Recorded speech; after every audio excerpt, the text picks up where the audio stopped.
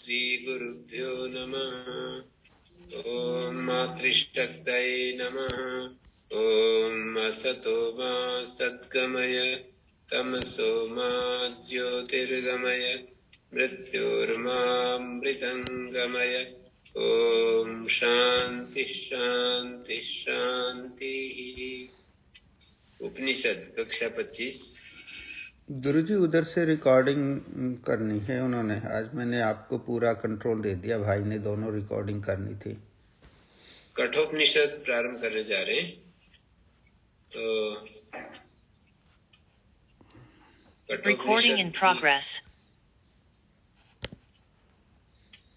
कठोपनिषद की पृष्ठभूमि यह है कि एक एक उपनिषद एक एक वेद के साथ संबंध रखती है। जैसे केनोपनिषद सामवेद के साथ, तो कठोपनिषद का संबंध है यजुर्वेद के साथ। कृष्ण यजुर्वेद ये कठ शाखा के अंतर्गत है। ये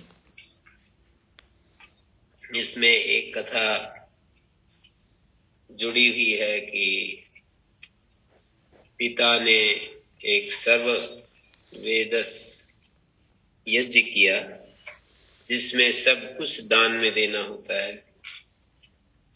तो पिता जब दान दे रहे थे तो उसमें कुछ बूढ़ी गायें भी थी। तो उनको जब दान दे रहे थे तो उनका जो पुत्र था, पिता का पुत्र भी देख रहा था इस दृश्य को। तो उन्होंने देखा तो कहा कि ये बूढ़ी गायें भी दान में जा रही हैं और दान देने से जो प्रतिग्रहीता है, दान ग्रहण करने वाला है, उसका कुछ उपकार होना चाहिए।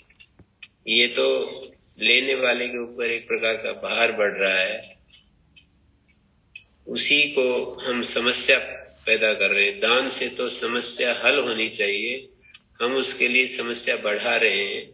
तो ये मेरे पिता किस लोक को जाएंगे, और इस तरह से वो इस कथा को आगे बढ़ाते हैं। वो सब इसमें आएगा, इसलिए मैं उसको रिपीट नहीं करना चाहता। कथा को इसी तरह से प्रस्तुत किया गया है। तो हर उपनिषद में एक ही तत्व को भिन्न भिन्न शब्दों में प्रकट किया गया है कि एक हमारे इस अस्तित्व में आत्म तत्व है, जिसको हम आत्मा कहते हैं या ब्रह्म कहते हैं। वो हमारे खोज का विषय है। आत्मा वारे द्रष्टव्या, मंतव्या, श्रोतव्या, निरीध्यासितव्या, यही उद्घोष है सारे उपनिषदों का। आत्मा की खोज ही उपनिषदों का विषय है। जैसे सांख्य शास्त्र गुणों के वर्णन करने में अत्यंत निपुणता से प्रवृत्त हैं, ऐसे आत्मा के स्वरूप को वर्णन करने में उपनिषद बहुत ही प्रखर रूप से सामने आए हैं। नैयायिक लोग तार्किक दृष्टि से बाह्य जगत का विश्लेषण करते हैं और उसमें विशेष रूप से युक्ति और लॉजिक को कैसे हम अपने खोज में उसका उपयोग ले सकते हैं, इस बात को उन्होंने प्रमुखता दी है। तो यहाँ पर जब हम इसको देखते हैं कठोपनिषद को, तो इसमें कथा के माध्यम से बहुत सारी चीजें, जो पुत्र है उसने कुछ वर मांगे हैं, 3 वर मांगे हैं, और उन वरों के माध्यम से ही हमें संदेश दे दिया गया है। अंतिम जो वर है वो सबसे महत्वपूर्ण है। पहले दूसरे भी ठीक है, पर अंतिम वर्ण है विशुद्ध आत्मा के विषय में। कि कुछ लोग कहते हैं कि शरीर के छूटने के बाद आत्मा रहता है, कुछ कहते हैं कि नहीं रहता है। उस विषय में मैं जानना चाहता हूँ। ऐसे वहां पर ये बात आगे बढ़ाइए। तो हम इसको इन मंत्रों के माध्यम से ही इस कथा को आगे बढ़ाते हैं। यहाँ पर ब्रह्म विद्या के जो आचार्य हैं और नचिकेता उनके जो जिज्ञासु हैं, और ब्रह्म विद्या के आचार्य का नाम यहाँ पर मृत्यु है, उसको यम कहते हैं। तो विवस्वान के पुत्र वैवस्वत भगवान मृत्यु को जो ब्रह्म विद्या के आचार्य के रूप में प्रस्तुत हैं, उनको ये हमारा प्रणाम है। तो यहाँ पर जैसे बात यहां से बढ़ती है, तम है कुमारम संतम दक्षिणासु नियमानासु श्रद्धा आविवेशो अमन्यत। हाँ, इससे पहला एक मंत्र है, ओम उशन है वै वाजस्त्रवसा सर्ववेद संददौ तस्य है नचिकेता नाम पुत्र आस। और इससे भी पहले हर उपनिषद को प्रारंभ करने से पहले शांति मंत्र का वाचन किया जाता है। तो इस उपनिषद का शांति मंत्र है, सहना भवतु सहनौ भुनक्तु सह वीर्यं करवावहै तेजस्विनावधीतमस्तु मा विद्विषावहै। ये कई उपनिषदों में मंत्र आ चुका है, पीछे भी आया है, केनोपनिषद में भी आया है कि हम दोनों साथ साथ हमारी रक्षा हो, साथ साथ हमारा पालन हो, हम साथ साथ अपने पराक्रम बल वीर्य को बढ़ाएं, हमारे अंदर जो है उत्साह बढ़ता रहे। निरंतर इस ब्रह्म विद्या में जैसे जैसे आगे बढ़े तो हमारा उत्साह निरंतर बढ़ता रहे। वीर्यम करवा वही का तात्पर्य है हमारा उत्साह क्षीण ना हो, कम ना हो, निरंतर हमारा उत्साह बढ़ता रहे, हम हतोत्साहित ना हो, हम हार न माने, हमें कितना भी कठिन रास्ता ये महसूस हो, लेकिन फिर भी हम इसमें एक एक कदम आगे बढ़ते रहें। तो ये सारे उपनिषदों में ये विषय हमको देखने के लिए मिलता है। बार बार ये प्रार्थना इसीलिए की जा रही है कि हमारा बल, हमारा आंतरिक तेज, हमारा उत्साह जो है कम ना, और हमारा पढ़ा पढ़ाया तेजस्वी हो, और हम कभी भी एक दूसरे से विद्वेष न करें, अप्रीति न करें। पढ़ने और पढ़ाने वाले के बीच में एक हार्मनी, एक सामंजस्य, समन्वय का भाव बना रहना चाहिए। वे कभी भी एक दूसरे से अप्रीति न करें। और त्रिविध जो त्रिताप की शांति की प्रार्थना की जाती है कि मेरे आध्यात्मिक दुख, आदि भौतिक दुख और आदि दैविक जो दुख है वो शांत रहें। तो इस प्रार्थना के साथ उपनिषद को आरंभ किया और फिर कहते हैं अथ तो मंगल के लिए होता है।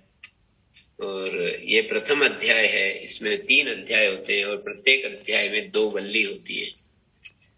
जैसे ईशावास्योपनिषद में 18 मंत्र है, वहां विभाग नहीं है, बस 18 मंत्र है सीधे। केनोपनिषद में खंड के रूप में विभाग है, माने 4 खंड दिए हैं और अलग अलग खंडों में मंत्रों की संख्या अलग अलग, कुल मिलाकर 34 मंत्र हैं। तो इस काठक उपनिषद में, कठोपनिषद कहें, काठक उपनिषद कहें, इसमें 3 अध्याय हैं। हर एक अध्याय में 2-2 वल्ली हैं, कुल मिलाकर 6 वल्ली हैं। और उन वल्लियों में मंत्रों की संख्या अलग अलग, निश्चित नहीं है, अलग अलग संख्या है। तो ये इसकी भूमिका है। अब वो कह रहे हैं कि ओम उशन है वही वाजस्त्रवसा, वाजस्त्रवा के पुत्र जो हैं उसको कहते हैं वाजस्त्रवसा। सर्ववेद समददौ, सारा धन जो है उसने दान में दे दिया। तस्य है नचिकेता नाम पुत्रास, वो जो वाजस्त्रवस नाम के जो पिता की भूमिका में है, उनके एक नचिकेता नाम का पुत्र होता है। नाम पुत्र आस, पुत्रो बभूव, पुत्र आजकल की भाषा में हिंदी में बोलते हैं तो इस लहजे में बोलते हैं, उनका एक नचिकेता नाम का पुत्र होता है।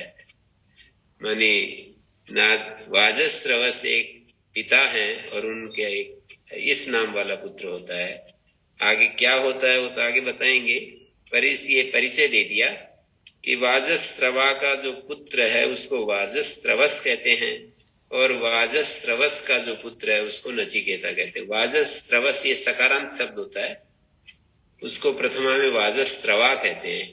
वाजस्त्रवस के पुत्र को वाजस्त्रवस कहते हैं, अकारांत शब्द हो जाता है। वाजस्रवस सकारांत शब्द से प्रत्यय करेंगे तो वाजस्रवा अकारांत शब्द हो जाता है। और उसने संपूर्ण धन दान में दे दिया। सर्ववेद से एक यज्ञ होता है जिसमें सब कुछ दान में देना होता है, तो उसने सब कुछ अपना दान में दे दिया। तो ऐसे उस दाता का एक पुत्र होता है जिसको नचिकेता कहते हैं। तो इस मंत्र में आख्यायिका तो विद्या की स्तुति के लिए है।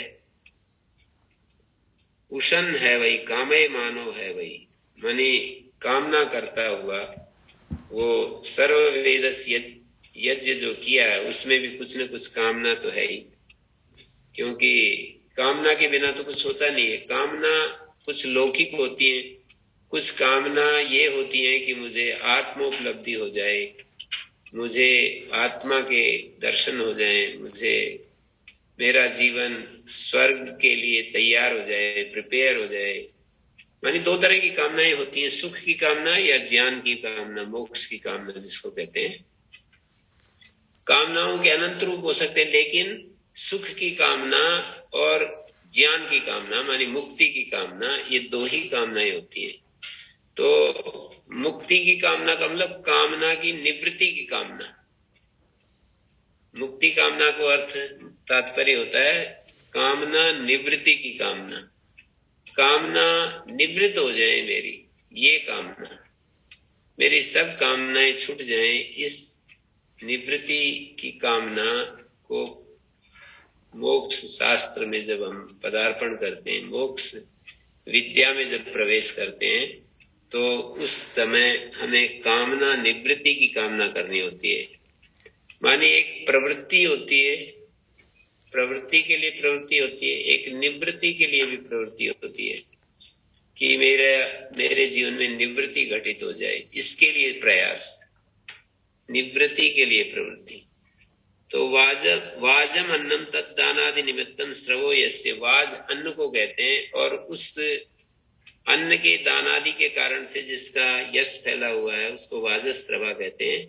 और उसका वाजस्रवस ये नाम का पुत्र है। विश्वजिता सर्वमेधेन ईजे तत्फलम कामयमान।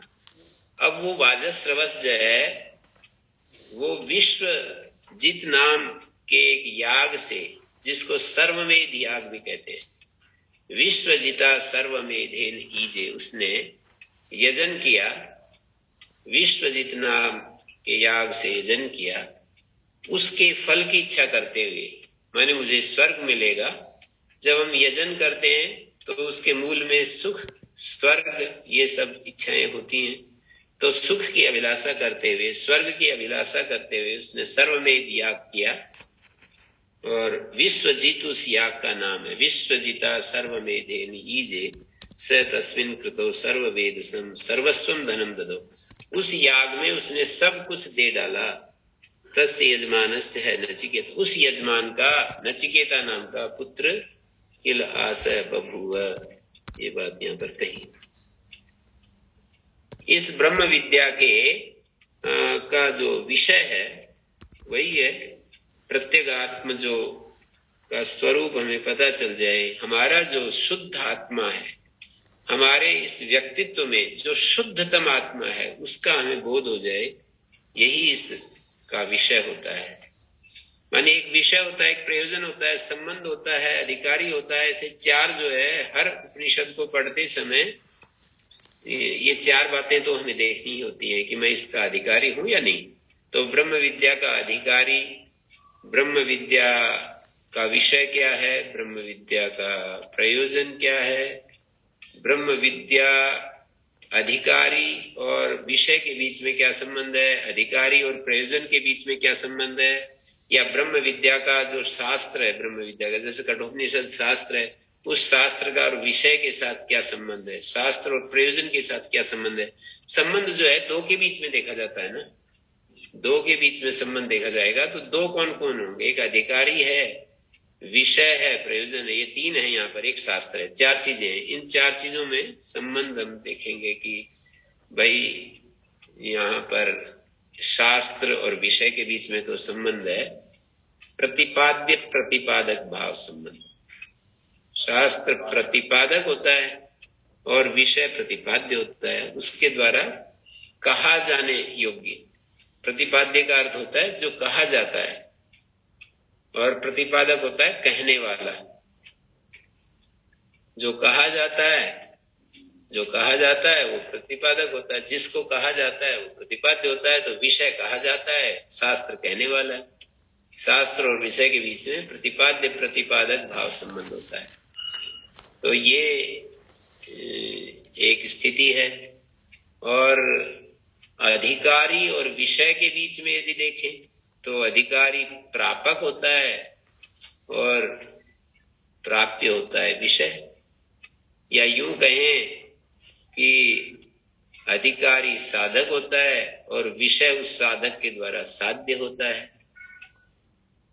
या अधिकारी और जो विषय है वो अधिकारी जो होता है पुरुष, वो अधिकारी विषय, अधिकारी जो पुरुष होता है वो जिज्ञासु होता है और विषय जिज्ञास्य होता है। उसका विषय जो होता है, जो उसके सामने ग्रंथ है, वो जिज्ञास्य होता है। तो ये संबंध हम देख सकते हैं। इसी तरह से फिर प्रयोजन और अधिकारी के बीच में संबंध देख सकते हैं। तो प्रयोजन जो होता है वो दुख निवृत्ति होता है। जब अध्यात्म शास्त्र का प्रयोजन देखते हैं तो दुख निवृत्ति होता है और अत्यंत निरतिशय आनंद की प्राप्ति होता है कि मेरा निर्विघ्न सतत निरंतर सुख बना रहे। अभी इस संसार में निरंतर सुख की कल्पना नहीं की जा सकती। बहुत मैंने इस पर विचार किया है। इस दुनिया में रहते हुए निरंतर सुख की कल्पना नहीं की जा सकती। माने जब तक हमारे कामनाएं पूरी होती रहती हैं, कुछ विघ्न नहीं आते हैं तो हमें सुख महसूस होता है। फिर कुछ प्रतिकूलता आती है तो वो विघ्न आ जाता है। कितने सारे अड़चने हैं इसमें। मानी अड़चन मूल तो एक ही है, अपने अहंकार की या अपनी कामना की, पर उसके क्षेत्र इतने ज्यादा हो जाते हैं कि हम कहीं ना कहीं लपेट में आ ही जाते हैं। तो इस तरह से प्रयोजन तो हमारा एक ही होता है कि हम निरंतर सुख में रहें। ये जो निरंतर विशेषण मैंने डाला सुख के साथ, ये ध्यान देने योग्य है। पर उसको मोक्ष कहते हैं। मोक्ष से इतना ज्यादा